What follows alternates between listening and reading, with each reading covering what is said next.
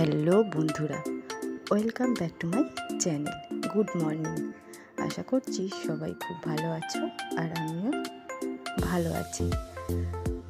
তো এখন থেকেই ব্লগটা স্টার্ট করছি, তো তোমরা দেখতে থাকো।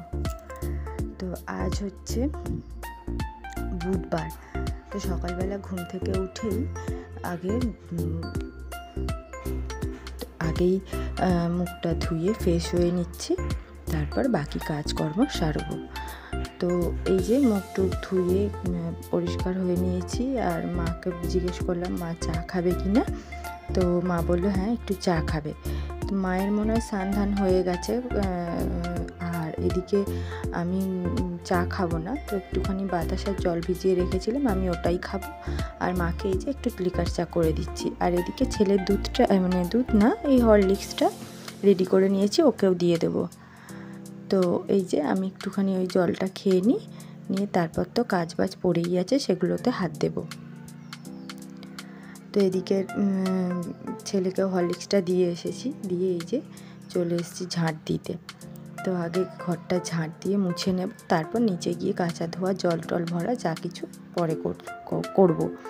তো এই যে আগে ঝাঁটটা দিয়ে নিলাম, তারপর এই যে ঝাঁট দিয়ে মোছাও হয়ে গেছে, মুছে টুছে নিয়েছি। আর মা এদিকে পুজো দিচ্ছে।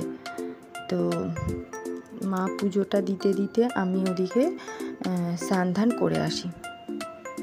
তো তারপরে এই যে আমি নিচের মোটামুটি যা কাজ ছিল, জল তোলা, কিছু জামা কাপড় ছিল ধুয়ে একেবারে স্নান সেরে ওপরে চলে এসেছি। আর এই যে বড় ঘরের এই সাইডে আমাদের একটা জানলা আছে। তো মা বলছে এত রোদ আর ছাদে জামা কাপড় নাড়তে হবে না, আমি এখানে একটা দড়ি টাঙিয়েছি, তো এইখানেই ছোট ছোট বাবুর যে জামা টামাগুলো থাকে এখানে দিয়ে দিবি, আমাদেরও নাইটি টাইটি দেওয়া যায়। তো তারপরে এই যে জামা কাপড়গুলো দিয়ে আমি একেবারে সোজা চলে এসেছি রান্নাঘরে। আগেই ওই যে আটাটা মাখতে বাকি, সবজি সবজাগুলো সব কাটাকুটি করে নিয়েছি। আর টিফিনেতে এই যে আলুর তরকারি করব একটু, আর ওই পরোটা ভাজবো, শুকনো মানে তেল ছড়িয়ে যে পরোটাটা হয় ওই পরোটা ভাজবো। আজকে ওই আটা আর ময়দাটা মিশিয়েই মেখেছি। তো তারপর তো দেখলে আটা ময়দা মেখে নিয়েছি, আর এদিকে তরকারিটা বসিয়ে দিয়ে এসেছি। তো সকাল থেকে স্নান ধান করে না এখনো চুলটা আঁচড়ানো হয়নি, তো চুলটা আঁচড়াবো। আর ওদিকে তো দেখলেই তরকারিটা বসিয়ে এসেছি, কারণ না সকাল থেকেই মনটা আমার একদমই ভালো নেই। তো ভালো নেই, তারও কারণ আছে, তো সেটা তোমাদেরকে বলবো, পরে বলবো, তো এই ব্লগেই বলবো। তো আজ তো জামাই ষষ্ঠী, তো ওই কারণেই আরও মনটা খুবই খারাপ। তো যাই হোক, কিন্তু খারাপ হলেও তো আর কিছু করার নেই, সংসারের কাজকর্ম তো করতেই হবে, সব কিছু নিজেকে সামলাতেও হবে। তো এদিকে যেহেতু আরও চুলটুল আঁচড়ায়নি, আগে রান্নার কাজটা সেরে নিচ্ছি, কারণ হচ্ছে ছেলে তো জানো উঠলে একদম রাবণ, তো সারা দিন চলবে, তো ওই জন্যই আগে তাড়াতাড়ি করে এইদিকের কাজগুলো সেরে নিচ্ছি, গুছিয়ে গাছে রেডি করে রাখছি, রান্নাটা পরে হবে। আর মাও একটু বেরিয়েছে, একটু কোথায় গেল, সামনে একটা দোকানে। তো যাই হোক, চলো আমি আগে এই পরোটাগুলো করে নিই, চলো। তো তারপরে এই যে আমার এই যে পরোটাগুলো হয়ে গেছে, এদিকে তরকারিও হয়ে গেছে, আর ছেলেও উঠে পড়েছে ওদিকে, ওকে একটু মুখ টুক ধুয়ে পরিষ্কার করে দিয়েছি। আর এদিকে আমি ভাতটাও বসিয়ে দিয়েছি, আর প্রেশারে ওই যে কাঁঠালটা সিদ্ধ করতে দিয়েছি। এই যে আমার সোনা বাবা উঠে পড়েছে, দেখো ও এখন একা একাই একটু খেতে শিখে গেছে, ওই জন্য মাঝে মাঝেই বলে মা আমি একা খাবো। তো দিয়েছি, আবার পরে বায়না ধরে যে তুমি খাইয়ে দাও। তো তারপর ওকে খাইয়েও দিয়েছিলাম, দিয়ে আমি চলে এসেছি রান্নাঘরে। এই যেদিকে চিকেনটা বসিয়ে দেবো, তার মধ্যেই মা বাড়ি চলে এসেছে। মা আসার সময় নিয়ে এসেছিলো চিংড়ি মাছ, তো চিংড়ি মাছটা আর আজকে রান্না করব না, রেখে দেব। আর মা যেহেতু চিকেন খায় না, মাকে একটুখানি শুধু ওই চিংড়ি মাছ ওখান থেকে একটু নিয়ে করে দেব। আর তারপরে আমি আর মা টিফিন খেয়ে নিলাম, এই যে বেড়ে নিয়েছি টিফিনটা। টিফিন খাওয়াও হয়ে গেছে প্রায়। তারপরে এদিকে চলে এসেছি, ওই যে মা বললো একটুখানি চিংড়ি মাছটা আলু কিছুই দিবি না, আলু টালু এমনি একটু ঝাল করে দিতে। তো ওই যে দুটো বড় বড় দেখে চিংড়ি মাছ নিয়ে মাকে একটু ঝাল করে দিলাম। আর এদিকে হচ্ছে চিকেনটাও আমার প্রায় হয়েই এসেছে, আর টুকটাক যা বাসনগুলো ছিল সেগুলো আমি মেজে নিচ্ছিলাম। যে কাজটা একটু কমে যাবে, কারণ বাবু এত পরিমাণে বিরক্ত করছে বারবার। ও তো জানোই রান্নাঘরে এসে উল্টো পাল্টা উৎপাত করে। তারপর তো ওকে স্নান ধান করানো সব আছে, তো এই জন্য। তো রান্নাঘরের কাজ মোটামুটি কমপ্লিট, আর আমার অবস্থা খুব খারাপ।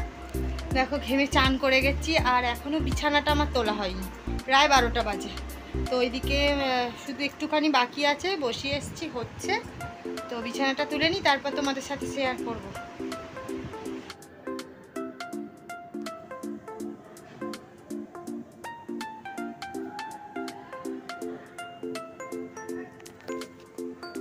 তো দেখো বিছানা তো গুছাচ্ছি, কিন্তু কতক্ষণ যে বিছানাটা ঠিক থাকবে সেটাই হচ্ছে আসল ব্যাপার।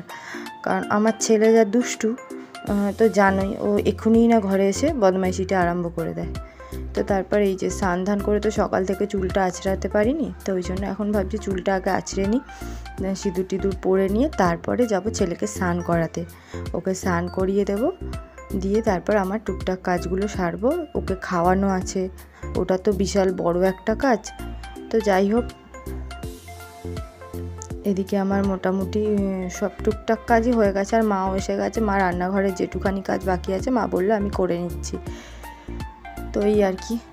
তো যাই হোক, তোমাদেরকে বলেছিলাম যে আমি বলবো, শেয়ার করব যে জামাই ষষ্ঠীতে কেন যাব না বা কেন যাইনি। যেহেতু আজ কাল জামাই ষষ্ঠী গেছে, আমি তো একদিন ছাড়া ব্লগ দিই, তো সেই হিসাবে আমি তোমাদেরকে বলছি। কার মা বলে গেছে, তোমরা ভিডিওতে দেখেছো, মা এসছে, নিমন্ত্রণ করে গেছে। কিন্তু ব্যাপারটা হচ্ছে 2023-এ আমার বাবা মারা গেছে, 2023-এ মারা গেছে।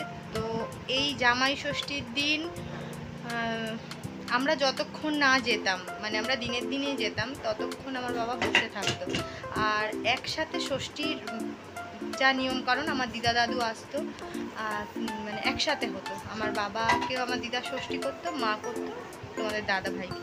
তো সেই সবগুলো না মনে পড়লে খুব কষ্ট হয়। তো আমরা বলেই দিয়েছিলাম মাকে যেন আমরা যাব না। মায়ের হয়তো মনটা একটু খারাপ, কিন্তু আমার ভালো লাগছে না। যাব, পরে গিয়ে ঘুরে আসবো, তোমাদের দাদা ভাইও বলেছে পরে গিয়ে ঘুরে আসবো। এই কারণেই আমরা জামাই ষষ্ঠীতে যাব না, বা যাইনি, যাব না বলা ভুল, যাইনি, যেহেতু ষষ্ঠীটা হয়ে গেছে কালকে। তো সেই জন্যই মনটা একটু খুব খারাপ। পুরানো কথাগুলো মনে পড়লে যা হয়, বাবা মা না থাকলে যে জিনিসটা হয় সেটা যার হয় সেই জানে। তো সেই জন্যই যাব না, যাইনি আসলে, এইটাই হচ্ছে ব্যাপার। তো দেখা যাক ভবিষ্যতে কবে মানে জামাই ষষ্ঠী পারপাস কবে যাই বা কি, সেটা পরে দেখা যাবে। আর আমার ছেলে হওয়ার পরে ওই একবারই হয়েছে শেষ যে জামাই ষষ্ঠীটা, সেই জামাই ষষ্ঠীটা বলছি, দাঁড়াও, সেই জামাই ষষ্ঠীটা ওই আমার ছেলের সাথে। তো সেই ভিডিও ক্লিপের মধ্যে, এই ভিডিওটার মধ্যেই সেই কিছু দু একটা ছবি আমি তোমাদেরকে দিয়ে দেবো, দেখবে। সেটাই আমার জীবনের মনে হয় শ্রেষ্ঠ বা শেষ জামাই ষষ্ঠী।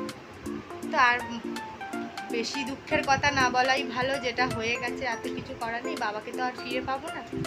তো ঠিক আছে, চলো, তো পরে দেখা হচ্ছে আবার। তো তারপর একেবারে তোমাদেরকে তো শেয়ার করলাম কেনই যাইনি জামাই ষষ্ঠী। তো তারপরে এই যে চলে এসেছি রান্নাঘরে ছেলেকে খাওয়াবো বলে। আর এই যে আমাদের আজকে রান্না হয়েছিল ওই যে চিকেন আর মায়ের মাছ, আর এই যে কাঁটালাটি আমি সিদ্ধ খাবো বলে সিদ্ধ দিয়েছিলাম, আর মায়েদের ভাজা, আর এই যে ধনে পাতার বেটেছিলাম, আর কালকের একটু চাটনি ছিল।